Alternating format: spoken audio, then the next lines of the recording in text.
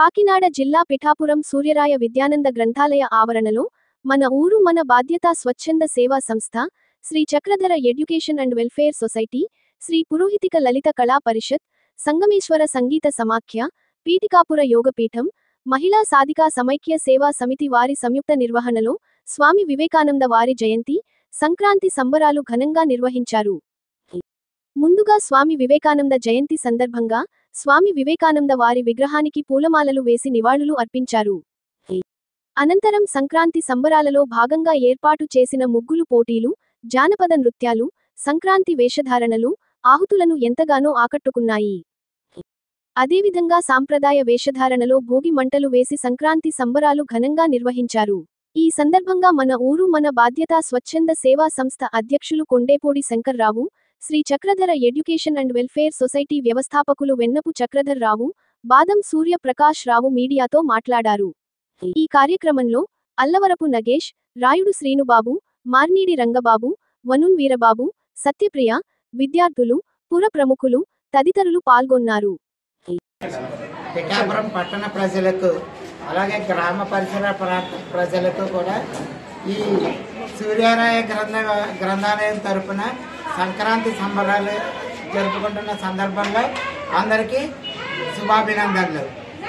ఈ సంక్రాంతి సంబరాలు చాలా చోట్ల కనుమరుగైపోతున్న రోజుల్లో మళ్ళా దీనికి ఒక పునర్వైభవం తీసుకొచ్చి మళ్ళా అందరిలోనూ ఇది రేకెత్తించాలని ఆలోచనలతో ఈ సంస్థలు నిర్వహిస్తున్నటువంటి సందర్భాల్లో పిల్లలు భరతనాట్యంలో కానీ, గొబ్బెమ్మల పాటల్లో కానీ, ఈ భోగి మంటలు వేయటంలో కానీ, సంక్రాంతి సంబరాలు చేయటంలో కానీ ప్రతి ఒక్కరికి కూడా పాత జ్ఞాపకాలు, పాత అలవాట్లు కొనసాగిస్తూ మన సంప్రదాయ సంస్కృతిని రక్షిస్తూ అలాగే మున్ముందు కూడా ఇలాగ భవిష్యత్తులో ఇలాంటివి అన్నీ చెయ్యాలని ప్రపంచవ్యాప్తంగా ఉన్నటువంటి తెలుగు ప్రజలందరికీ కూడా సంక్రాంతి శుభాకాంక్షలు. సంక్రాంతి అంటే సమ్ అంటే మంచి, క్రాంతి అంటే వెలుగు, మంచివైన వెలుగులు తీసుకొచ్చేటువంటి పండగ.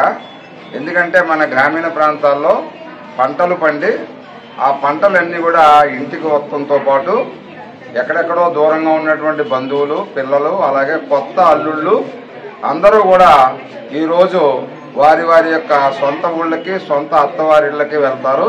అంచేత ఈరోజు తెలుగు ప్రజల లోగిళ్ళు అన్నీ కూడా బంధువులతో, పిండి వంటలతో, పాడి పంటలతో కలకల్లాడుతూ ఉంటాయి. అది చాలా ఆనందించదగిన విషయం. ఇక మన సూర్యరాయ విద్యానంద గ్రంథాలయంలో ఇక్కడ మన సెక్రటరీ కొండేపూడి శంకర్రావు గారు, అలాగే మన ఊరు మన బాధ్యత స్వచ్ఛంద సంస్థ తరఫున శంకర్రావు, అదేవిధంగా అధ్యక్షులు మన బాదం బ్రదర్స్, మన నగేష్ గారు, ఇంకా ఇతర పిఠాపురంలో ఉన్నటువంటి అనేక మంది పెద్దలు, నాయకులు వారి యొక్క ఆధ్వర్యంలో, అదేవిధంగా ఇక్కడ ఉన్నటువంటి పురోహితిక కళాపీఠం వారి ద్వారా, అలాగే చక్రధర ఎడ్యుకేషన్ వెల్ఫేర్ సొసైటీ ద్వారా ఇక్కడ అనేక కార్యక్రమాలు చేస్తున్నాం. దానిలో భాగంగా ఈరోజు ముఖ్యంగా 12వ తారీఖు మనం గర్వించదగిన, ప్రపంచమే మెచ్చినటువంటి స్వామి వివేకానందుని ఇవాళ జన్మదినం. ఆ జన్మదినాన్ని మన భారత ప్రభుత్వం వారు యువజన దినోత్సవంగా ఎప్పుడో ప్రకటించారు. ఇది ప్రపంచవ్యాప్తంగా మన భారతదేశం వైడు ఈ స్వామి వివేకానంద వారి దినోత్సవం జరుపుతారు.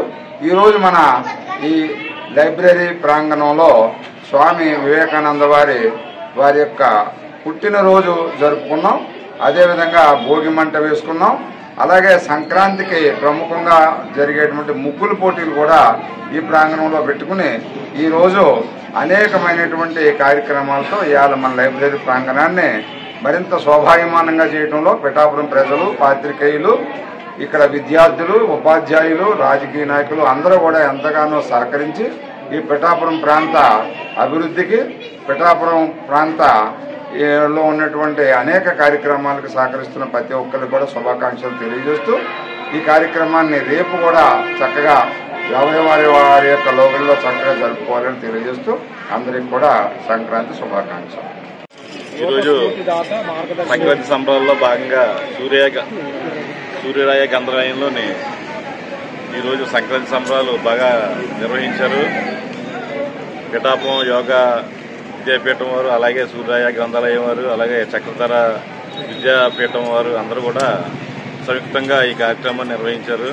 వారందరికీ కూడా సంక్రాంతి శుభాకాంక్షలు తెలియజేస్తూ ఈరోజు ప్రపంచ యువజన నాయకుడు అనాలి అనుకుంటున్నాను. ఎందుకంటే వివేకానందుడు ఎక్కడో అమెరికాలోని 1915లో వెళ్ళి హిందూ మతం గురించి మనిషి ఎలా బతకాలి, ఎలా కలిసి ఉండాలి ఇవన్నీ వివరంగా వివరించిన మహా జ్ఞాని అయినటువంటి వివేకానందుడు పుట్టినరోజు ఈరోజు కావడం మాకంతా సంతోషకరం.